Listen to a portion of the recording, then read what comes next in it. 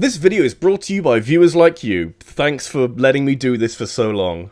Hey, so people seem to really enjoy it when I talked about all of the Call of Duty games, so there has to be some kind of logic in also talking about one of Call of Duty's biggest rivals. I'm not sure if Halo would still be considered a competitor since, as we'll soon find out, these franchises have had two very different journeys since their debut, but it is still interesting to compare the two as a pair of FPS juggernauts. Halo in particular has done so much for the genre, and I'd say that online gaming in general wouldn't be half as strong as it is now without Halo. So come join me as I rank every single Halo game I can find, which is a surprisingly small amount of games given that it's been going fairly strong since 2001. I mean, I'd rather have quality over quantity, so maybe all of these games are great! Wouldn't that be nice? Sadly, reality paints a different picture, and given that Halo is a Microsoft property and these guys also make computers, a Halo game designed for their operating systems was inevitable. Spartan Assault was intended for PC and the Windows Phone, which I personally forgot about until right now, and it's a top-down shooter without any of the nuance that is so characteristic of Halo games. It feels like a low-budget mobile game that was slapped with the Halo name sometime after it was already made, and if you've never heard or played Spartan Assault before, you really aren't missing out on much. The console versions are marginally better since there's an extra co-op mode, but you're literally looking at the worst game that Halo has ever been a part of. Roping in another human to come play with you isn't very likely. And you want to include microtransactions? Are you sure? It might be better than the TV show, but it's closer than you think. We can't rank every game from a franchise without dipping our toes into arcade games, and sure enough, Halo Fireteam Raven is a co-op arcade shooter that came out a few years ago. Despite being ranked just above Spartan Assault, we're actually already out of the realm of bad video games, and even though Fireteam Raven is naturally a little restrictive due to it being stuck on arcade cabinets, what is here is pretty impressive. It'll keep you and 3 other people busy for roughly 45 minutes of on-rail shooting, so it's not too bad, but you do need those other players to get the full experience, and even then, you're finished in under an hour. I don't know, it can be hard to judge and compare arcade games to mainline releases, but I would still classify Fireteam Raven as an inessential Halo experience. If you find a cabinet with some friends, fantastic. Otherwise, don't worry about it. Given how much Halo talks about squadrons and military tactics, it lends itself quite nicely to a real-time strategy game. RTS Halo is a natural fit, and sure enough, Halo Wars generally hits all the right marks. I'd say that the second game isn't quite as good as the first, despite improving the controls and generally polishing up the graphics and animations. These two games are kind of a bit strange to play since they're a perfect introduction to real-time strategy games for newcomers, which may well be the case for some if not most Halo fans, but especially with Halo Wars 2 there's not a lot here for anyone who's played at least one RTS in their life before. You know, it's good, but you get about a third of the way through the campaign and you've probably seen the best that this game can show you, and a Halo RTS should be doing a lot more for me. Multiplayer's fun though, so that's a plus. Here's a new rule for one of these videos. Because Halo doesn't have a ton of games for me to talk about, I've decided to include remakes and remasters. It probably won't happen again, so enjoy it while it lasts. Although enjoying it will be a little challenging since we're starting with the Master Chief Collection, which straight away was a good idea from Microsoft. A new Xbox console with a collection of some of the best Halo games ever made, all on one disc or download, and able to be played on the latest Xbox hardware. They've updated the graphics so you're basically playing a bunch of incredible video games just with a new coat of polish applied to all of it. So, why is it this low? Simple, the multiplayer was atrocious at launch. It was riddled with so many glitches that matchmaking was completely broken, and 343 Industries spent the months after launch releasing patches and constantly apologizing. It works pretty well nowadays, but it had such a bad first impression on players that it doesn't really matter. Once you've fucked up the multiplayer in a Halo game, you might as well call it a day. And what's worse, the problems with the Master Chief Collection directly impacted Halo Spartan Strike, pushing the mobile game back from 2014 to early 2015. I'm not sure if a lot of optimization happened during that time, but Spartan Strike is an impressive follow-up to Spartan Assault, which you may remember wasn't very good at all. Every aspect from the graphics to the mission variety has been tweaked and improved by just a little bit, and they took the microtransactions out as well, at the cost of making Spartan Strike quite a grindy experience.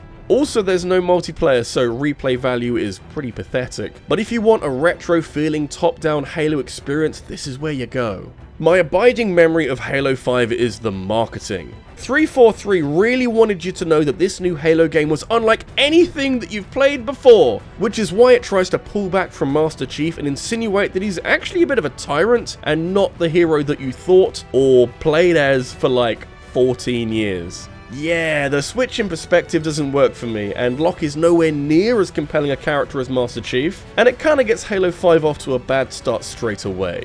The good news is that if you can steer clear of a very inconsistent campaign, the multiplayer gets a lot right, and Warzone is an awesome addition that gives Halo 5 something unique and exciting to sink your teeth into. I would like my Halo game with a lot more meat in its story though, which can hold a candle to all these exciting trailers that you made. You got the multiplayer down, you just need to take a bit more time with the story, please. Hey guys, real quick, my channel has been approved for YouTube memberships now, so if you fancy supporting my channel more directly, you can become a member for as little as £1 a month and gain access to some nifty perks, as well as being featured on my channel page. Hit the join button below this video if that sounds cool to you. Thank you, and let's get back to the video. Alright, so the Master Chief collection was mostly a bust, but it's not all bad news, since the Halo 1 portion of this collection was carried over from 2011 when Saber Interactive remade the original for Halo Combat Evolved Anniversary. This is a solid remake that updates the graphics while also giving the player the option to toggle between the original and remake for graphical style, and it comes with the extra additions of online multiplayer and achievements. I don't have too much to say about this one since it's just a fancier version of Halo 1, but the conversion wasn't flawless with technical glitches aplenty and the multiplayer not quite being as good as it should be. So it's probably not quite the best way to play Halo 1, but not a bad option if it's all you've got available.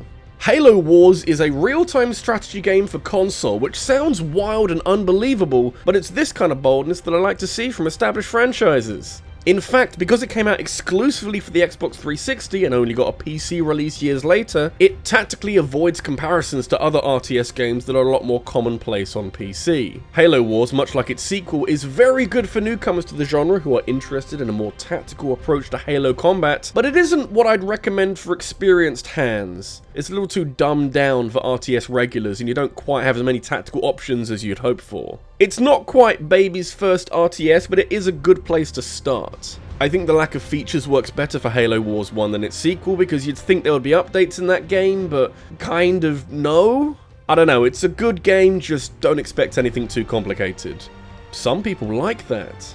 I appreciate that by Game 6, Halo is still doing interesting things. Halo Infinite was conceptualized and shown to the world in 2020, but didn't see a public release until a year later as part of Halo's 20th anniversary because people didn't like how the trees looked. And this guy, do you remember this guy? The good news is that 343 didn't cut half of the Pokédex and instead took Halo into open world, which should have been terrible by the way, but it was somehow able to combine the freedom of a larger overworld with a story that is honestly right back on form for this franchise. We've got a grappling hook now, so everything is wonderful. Really, the only wrinkle here is the multiplayer, which wasn't finished at launch and needed some of those juicy post-launch patches to make it worth your time. I didn't care too much since the campaign is so much fun, but it did hamper some of the excitement I felt for Halo Infinite when it first came out. Like the Master Chief Collection, 343 worked their butts off to improve the online, but I do have to take these games at face value since the older games didn't get a second stab at it. For it being the latest Halo game at the moment, it could have been a lot worse. If I had two words that I could use to describe Halo 4, those words would be cautious optimism. This is Halo under new management, and given how the franchise has become since this point, you could describe Halo 4 as a bit of a false dawn. I wouldn't say it's anywhere near as good as the games that preceded it, but in isolation, I probably wouldn't be able to find much wrong with it. However, IGN described it as the best game of the series, which I'm sorry, I know everyone's entitled to their opinion, but that's really funny to me. There's still a lot to love here, and seeing Master Chief and Cortana get a lot more to do is always welcome, but I never liked the ending, which reads like the writer's room was hit by a missile strike halfway through finishing the script. I get that they wanted a trilogy from the start, but you gotta keep the story interesting from one game to the next. It's a shame that Spartan Ops couldn't pick up the slack either. What a mistake that was. Having finished off the big main Halo trilogy, it's understandable that Bungie would want to scale things back a bit for a side story. And Halo 3 ODST is the perfect tonic to play after the massive stakes of Halo 3.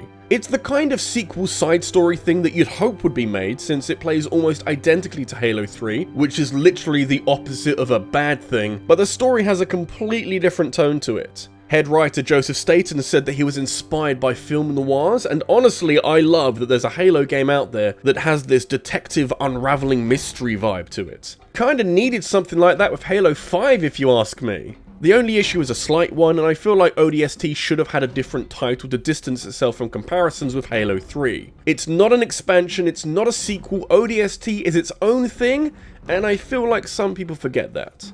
In my time, I have seen so many trilogies that dropped the ball with the last game that I feel like Halo 3 deserves special credit for not being just the hottest garbage around. No, seriously, the amount of pressure on this game cannot be ignored, and I remember being in school in 2007 and hearing like most people my age losing their minds in the days and weeks leading up to its release. It's a lot better than hot garbage. This is a piping hot gourmet meal from a 3-star Michelin restaurant, and very likely the perfect ending for the original Halo trilogy. The story wraps up in a satisfying way, the multiplayer is wonderfully fun, with a really strong lineup of maps, and the new Forge editor that lets you modify multiplayer maps is such a cool thing to screw around with.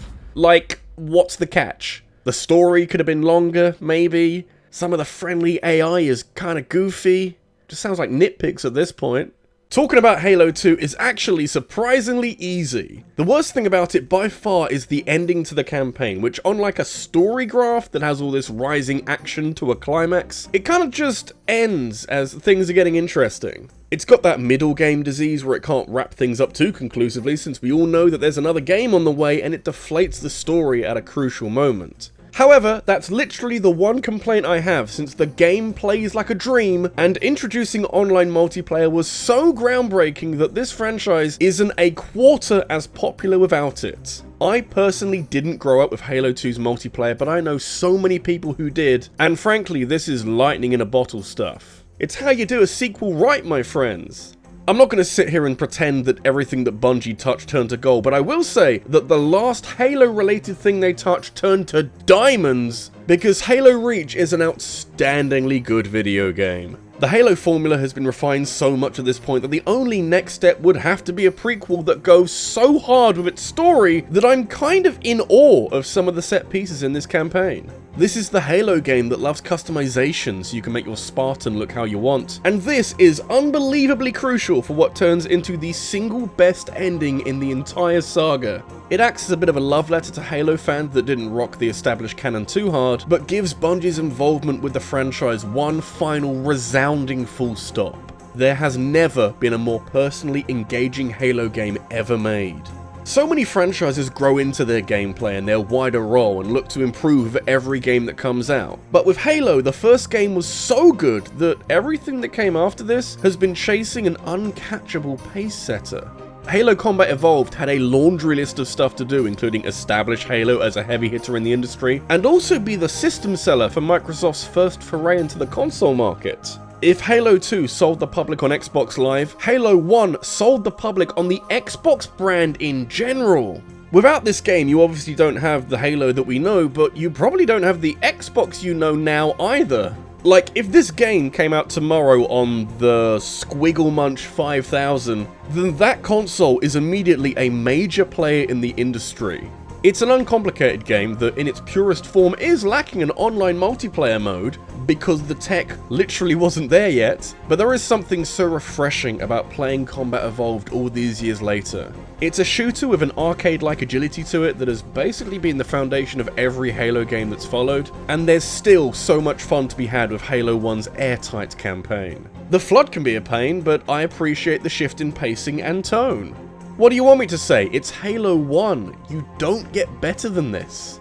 And that is all of them. What do you think? Is there a better Halo game that should be number 1 instead? Let me know in a comment down below, and if you enjoyed the video, make sure to leave a like and hit subscribe for more videos, and hit that bell for notifications of every new upload. If you need something else to watch right now, I talked about Fortnite ripoffs last week, and I also want to thank my top supporters on Patreon, including Devon Hutt, Brady Kellum, and Ryan Down. Thank you for watching, and I'll see you in the next one. Take care.